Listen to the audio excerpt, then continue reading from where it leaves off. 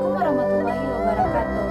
Perkenalkan, nama saya Nurul Wahidatul Hasanah dengan NIM belakang 0013. Hari ini saya akan menjelaskan materi kita tentang integrasi Islam dengan adat Minangkabau. Sebelumnya saya akan menjelaskan tentang perdamaian agama dengan adat Minangkabau. Di sini ada 3 poin penting yang harus kita ketahui. Yang pertama, harmoni budaya. Keseimbangan antara ajaran Islam dengan adat budaya Minangkabau menciptakan suasana yang harmonis dalam kehidupan sehari-hari. Yang kedua, pentingnya kedamaian. Perdamaian antara agama dan adat Minangkabau memperkuat kesatuan keberagaman dalam masyarakat Minangkabau. Yang ketiga, simbol kesatuan. Perdamaian tersebut juga menjadi simbol persatuan antara nilai-nilai agama dan kearifan lokal. Selanjutnya kita akan membahas tentang persinggungan Islam dengan adat Minangkabau.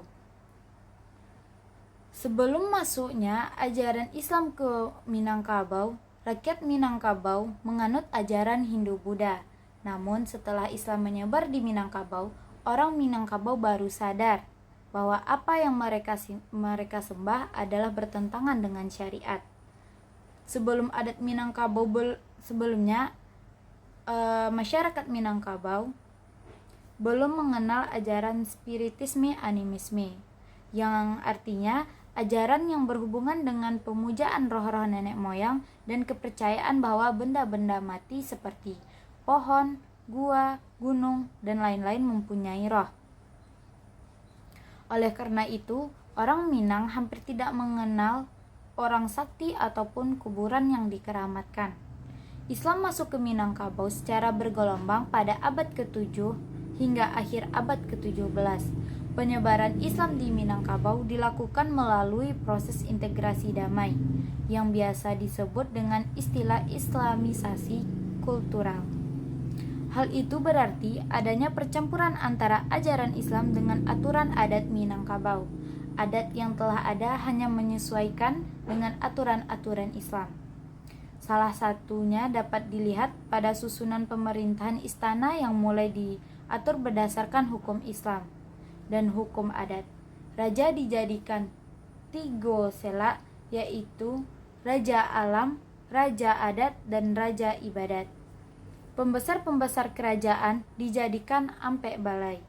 2 menjaga adat istiadat yang lama, dan 2 lagi menyebarkan dan menunjukkan bahwa negeri Minang sudah Islam.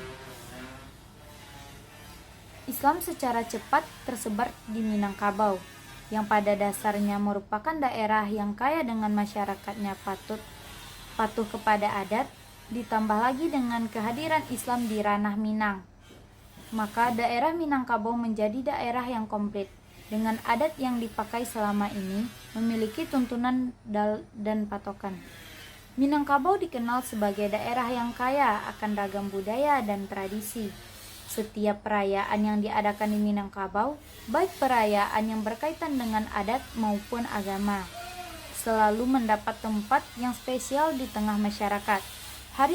Hari-hari besar agama Islam dirayakan dengan meriah sebagai ucapan syukur kepada Yang Maha Kuasa, seperti saat Maulid Nabi, Isra Mi'raj, Hari Raya Idul Fitri, dan Hari Raya Idul Adha, dan Nuzulul Quran.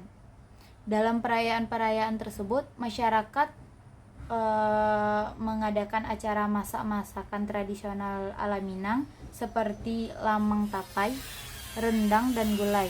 Selain itu juga ditampilkan berbagai kesenian yang bernuansa Islam, antara lain badikia dan silawek dulang. Selanjutnya, kita akan membahas integrasi Islam dengan adat Minangkabau. Yang pertama, definisi integrasi.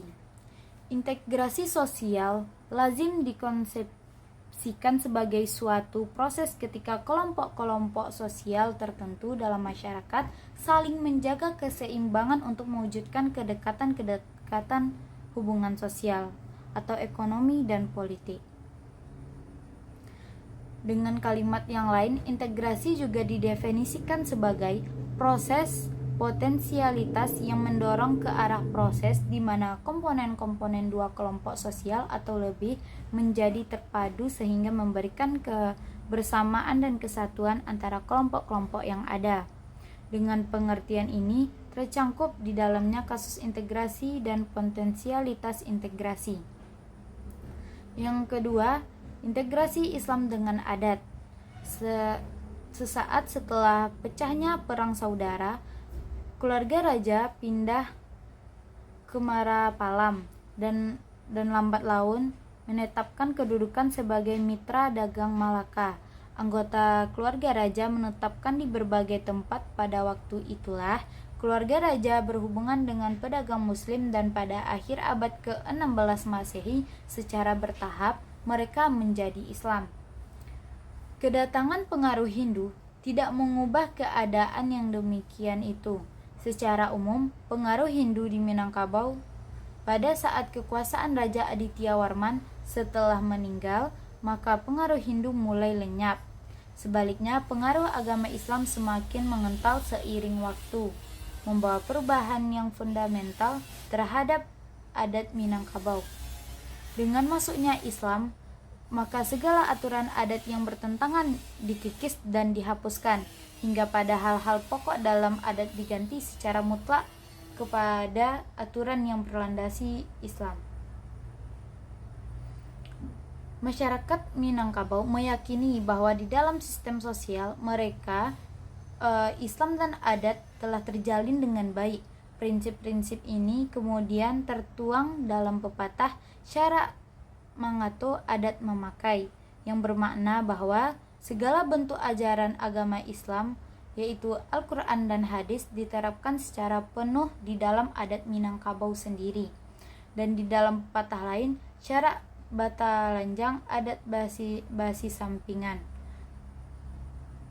bermakna bahwa apa yang dikatakan agama adalah tegas dan terang. Kemudian di dalam adat dibuat peraturan pelaksanaan dengan baik sebaik-baiknya.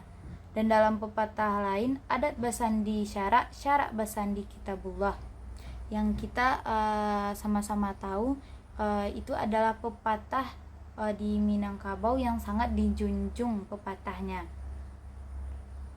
Jadi kesimpulan materi kita pada hari ini yaitu faktor adat dan agama merupakan dua hal yang tidak dapat lepas dari pola hidup bermasyarakat di Minangkabau.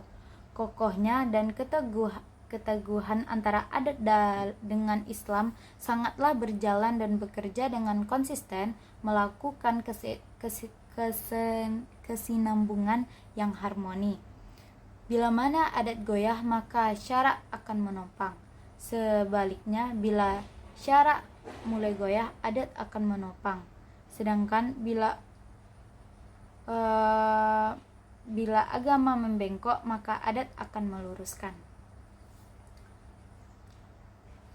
Ada pepatah adat, pariangan menjadi tapuak tangkai, pagaruyang menjadi pusat tanah data, tigoluha arang mangato, adat jusyara jiko bacarai, bakeh bagan tuang nan salah sakah, tampek bapijak nan liah taban. Antara satu dan yang lain saling menguatkan, bekerja sama, berkontribusi aktif, dan saling bahu-membahu hingga nampak jelas kentalnya persinggungan dan integrasi antara adat dengan agama Islam. Mungkin hanya itu presentasi dari saya pada hari ini. Jika kalau ada kekurangan saya mohon maaf, jika ada salah kata saya mohon maaf. Atas segala perhatiannya saya ucapkan terima kasih. Si cerek di tapi banda kok rabah tolong tagakan, ambo ketek baru baraja kok salah tolong tunjukkan. Sekian, assalamualaikum warahmatullahi wabarakatuh.